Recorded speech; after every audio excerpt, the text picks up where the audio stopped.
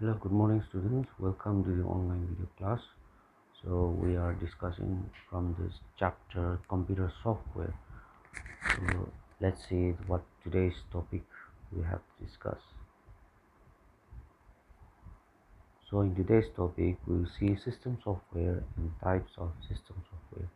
In the previous video I've already defined what is system software, and then we also discussed one of the types of system software, that was the operating system. Okay, if you have not you can go back to the previous video and watch that. And the second point is we'll be discussing about application software and the different types of application softwares. Okay, so let's move on to the next slide. So first we'll discuss about the system software. So here system software includes the following: operating system and language translator. So we have already discussed about the operating system in the previous video. Okay, so in this video we will discuss about the language translator. So what is language translator is, okay, so the following are the important language translator which are used in computer system. So we have different types of language translator. Number one is the assembler. Okay, so an assembler is a program. So we are discussing about software, keep that in mind. Okay, so an assembler is a program. Now I already explained the previous videos. Okay, what is program? Okay, sets of instructions, right? Okay, sets of instruction which is given to the computer, it's processed it. Okay, and you get a desired output. So an assembler is a program that reads an assembly language program and changes it into machine language.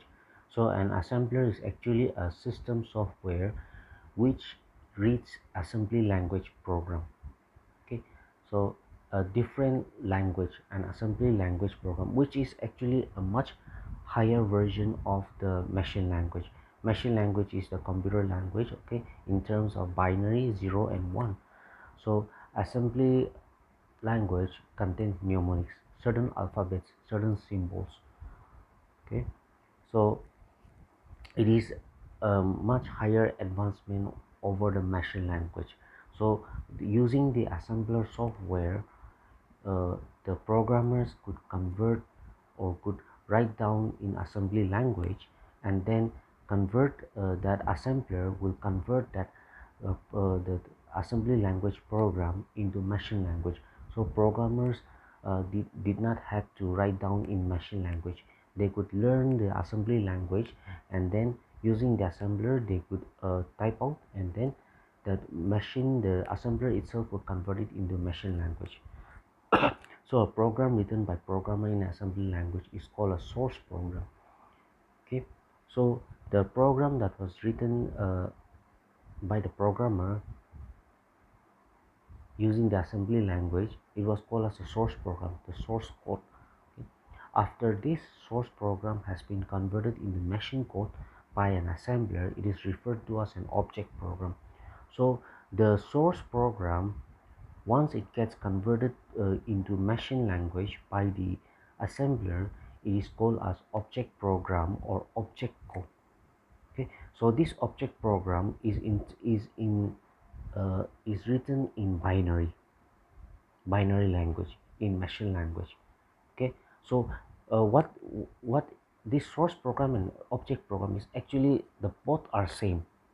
Only thing is that source program is understood by the programmer, and the object program is understood uh, by the computer. Okay, so the same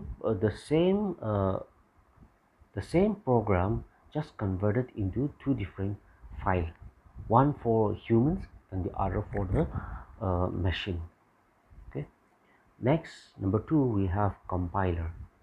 So compiler translates a source program that is usually written in a high level language by a programmer in the machine language. Now we are in the stage of the program that you are about to learn, C++, okay, is a high level language. Now high level language, okay, so high level language is a much more advanced language than the assembler. Okay, so high level language, you see on the keyboard all the symbols, all the characters, okay, equal to semicolon, a, capital A, small letter a, braces. Okay, in high level language you can use all the characters that you can find in the keyboard. Okay, that means high level language is almost like you're writing down the program in um, English language. Okay, so the programming has been made so easy for the programmers, okay, to type. So that is high level language. Okay, so uh, that high level language is translated into machine language using the compiler. Okay, so for each high level language the machine requires a separate compiler. So the compiler the role of the compiler is to convert that high level language into machine language. Now this compiler will be using it in when you execute the C++ program. Okay, in there you will learn much more about the compiler. And then so point number 3 is interpreter. Now interpreter translates each source program statement into a sequence of machine instructions and then executes these machine instructions before translating the next source language statement. So interpreter, just like a compiler, what it does is it converts the source program, the source code, into a machine language. Okay, and then it will execute this machine instruction. It will first execute the the converted uh, high level language which was converted in the machine instructions. It will first execute that. Okay, only after execution of that line statement it will move on to the next line statement. Okay, so under the note part you can see that basically the function of the compiler and interpreter are the same. The only difference is that the compiler provides a separate object program, but the interpreter does not. At the time of using interpreter, each and every time the source program is needed. Another difference is that interpreter translates the source program line-wise, that is, it will not execute the next line unless the first one has no error. Okay, so uh, since you have not done any programming, okay, and since you have not used any compiler or interpreter, okay, I'm sure that every one of you is familiar with the notepad, wordpad, ms word, like that. Okay, this is not the perfect example, but this is as close to what you have used. Okay, so let me talk about the compiler. Now just suppose that let's suppose that in ms word, okay, now usually in ms word what happens is that when you are typing suppose you are typing a paragraph, okay, or you're writing down an essay. Now as soon as you misspell a word, what happens is that the grammar dictionary pops out, and then it shows you a list of options to correct that misspelled word, right? So as soon as you make a mistake, it pops out a list of correct words to put, right? So you can simply ignore that and move on, okay, like that, right? But that is let's say an example of an interpreter. Okay, in an interpreter is like, suppose, like line by line sequence of the program instruction, right? So like as you're typing in ms word, uh, the word by word, once the you misspell a word, right, and interpreter, what happens is that it will not execute the next source code, the next line of statement, okay, until and unless you correct that error. Okay, so that is an interpreter. Okay, now let's suppose again, I'll take the example of ms word. Okay, now you are typing the whole paragraph and you have made lots of mistakes. Okay, but still then let's say that the computer does not has still not shown the error. Now once you finish the program, okay, and you try to press save, okay, then when you try to press save, then what happens is that let's say that it when you try to press save, then let's say that automatically the list of error pops out and it shows you that okay, this is the word that has been misspelled, these are the words that has been misspelled, semicolon is missing, something like that, right? So now that is the role of the compiler. Okay, so after you finish the paragraph, the compiler, what it does is, okay, it will scrutinize each line, the whole paragraph, for the errors. Okay, only after that, okay, uh, after that, once you correct the errors, the compiler will compile that particular paragraph and convert it into machine language. Okay, in the case of the interpreter, it will convert it into machine language line by line. Okay, and if any error is found, it will not execute the next line statement. Okay, so I hope by this particular example you have understood what is compiler and what is interpreter. Okay, now let's move on to the next slide. So here is an example of what happens with the assembler, compiler, and interpreter. Okay, now the first one is the example of an assembler.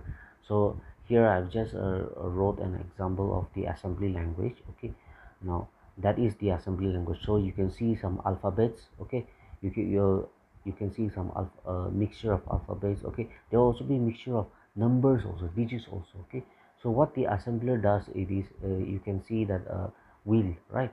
So the software, it converts it into machine language, machine code, that is in terms of zeros and ones. So zeros and ones is the binary language, right? Okay, so machine language. So the assembler job is to convert that assembly language into machine code on the binary language. Okay, now next we have the compiler. So here you can see the source code. Okay, so here this is the C++ programming language. So you can find that in the textbook. Okay, in the following chapters. So this, you can see that here, uh, unlike the assembly language, the words are more complete, like hashtag include, right? Hashtag include. So there are some English words are more defined, like void main, like the see out hello. So you can see that you can write down sentence also. So this is a high level language. Okay, so this is a high level language the programmer has wrote. So now what will happen is that the compiler, when you compile this particular source code, the compiler, uh, the compiler will execute that program, will compile that program, and it will create an object code, okay, which is in the form of that binary numbers, okay, 0 1 0 0, like that. Okay, so that object code is the same as the source code, except it is the exact Xerox copy, except that source code humans can read and understand, the object code humans cannot read and understand. It is to be understood by the computer. Okay, then after that, once the compilation is done and there is no error, then it will create an executable file, okay, which you can run, and then you'll get the output. Okay, so that is the work of the compiler. Now in the case of the interpreter, what happens is that the source code will be executed line by line by the interpreter, and once the error gets corrected, only it move on to the next line of the source code, and then only after that, line by line statement, you get the output desired file. Okay, so this is what happens in assembler, compiler, and interpreter. So have a look at this and try to understand. Okay, so let's move on to the next. So next we have the application software. So what is application software? It is a set of programs designed for specific use or applications such as word processing, graphics, spreadsheets analysis. Application software can be custom written, but it is usually purchased ready-made. So it is a set of programs. It has its own special use. Okay, so special use in the sense like, who is going to use all these softwares?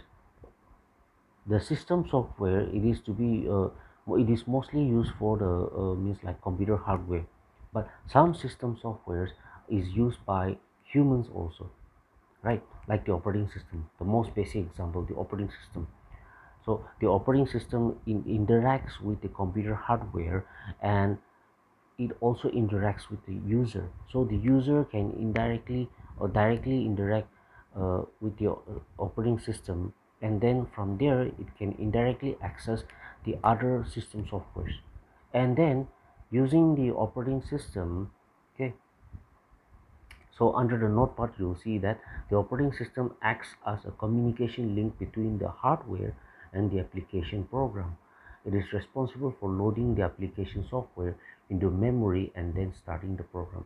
So the application software is run using the system software, that is the operating system, like your Windows 7, Windows 10, like that, right? So that is your operating system. So with the help of the operating system, the application program is run. So the application software is for us users, not for the computer hardware. Okay, so to fulfill all our works, all our daily needs, there are different types of application softwares. Okay, video softwares, music softwares, uh, tools like that. So you have graphics, spreadsheet analysis, like that. So some application softwares are custom made. Suppose like some companies or some people, they may want an application software for them to be made, like that, right? But mostly the application softwares in general is purchased, like your Microsoft or your antivirus uh, softwares, like that. Okay, so uh, example as like MS Word, MS Excel, MS Paint, like that, right? Okay, so you have some free software, so you have some purchase softwares, like example like your Mozilla Firefox. Okay, your you have your Google Chrome, like that. All these are like application softwares. So application softwares can be divided into two parts. One is packages and the other one is utility programs. Okay, so we'll see those two, okay, uh, one at a time. Okay, so let's move on to the next slide. So what is packages? Packages supports variety of programs which manages our data and information either textually, graphically, or in a tabular format. Okay, so the following packages are used in office as office tools. So packages, now it is a software package. Okay, packages in the sense like it is a collection of uh, many softwares. Okay, many softwares combine together to form one software, and that is called as a package. So it manages our data and then informations. Okay, it can be in the form of text, it can be form the graphic, or it can be form of tabular. Okay, so different types of packages are there. The one such is editor. Okay, so editors are interactive programs stored in the memory of the computer. They are used to create, modify, or add and display user written programs. For example, Notepad, WordPad, EditPad, etc. I'm sure everyone is familiar with Notepad, WordPad, like that. Okay, so based on that, you have three types of editors. Special text editors, so these editors is used to design or write a program in interactive mode. Okay, and then you have text editors, that this editor is used to type only text matters. So also text may be modified or changed. WordPad, Notepad are popular text editors. As you can see on the right side the diagram, that is the Notepad. Or you can see on the Notepad that you cannot put any images. Only thing is that you can write down text contents and then change the font size or change the font types, like that, right? Other than that you can't do anything, like that. So that is a simple text editor. Okay, again you have your screen editors, like these editors is used for designing. The user may design the object, move, enlarge, and compact the object to give interactive looks to the object. Like example, you can say like your in your MS Word. Okay, you have ready-made tools. You can create shapes, objects, words, art, right? So all of these things you can copy paste. So all of those toolbar sections you have, you can, so you have that editor window. Okay. Similarly, like you have special text editors like, okay, IDE, interactive development environment. Okay, so you have lots of editors which are available. One such editor you'll be using is the for your C++ program. Okay, so you have something like dev C++, turbo C++, through which you will type the program and then you will run that program. So it is also called as a console editor. Okay, so uh, these are, so the editors contain of three types. Okay, and based on that you have this word processing, okay, database system under this same packages, under these packages. Okay, so that we will see later on. So in the next video. Okay, so for today I'll stop here. So be sure to watch this video and then try to understand the every slide.